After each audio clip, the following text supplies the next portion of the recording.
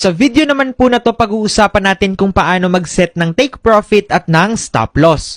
So, kapag nasa trading view po kayo, just click this button at makikita nyo na po yung long position at saka short position. Long meaning buying, short meaning selling. So, halimbawa, sa example na to, buying position tayo, click nyo po yung long position. Ito po, ganyan po magiging itsura niya. Kung yung red po, it represents the stop loss, and then yung green, it represents the take profit. So, isa-isahin natin.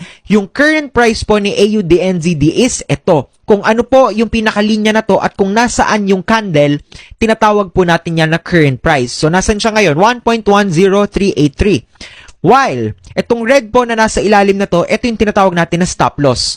That is, anong sinet nating stop loss? 1.10117. And then, ito namang kulay gray po na ito, tinatawag naman natin siyang entry price. That is 1.10273. Yung gray po, ito pong gitna. And then yung take profit naman po, yung green na nasa dulo, tinatawag po natin siyang TP. That is 1.10852. So, yan lang po yung pinaka-setup natin sa chart. Pero paano natin siya i-apply sa MetaTrader 4? So, click nyo lang po kung naka-phone kayo, click nyo yung quotes.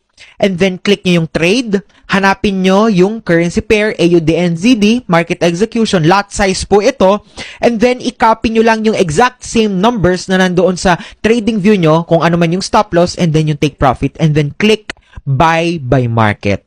So, that's how you plug it to MetaTrader 4. Bye-bye!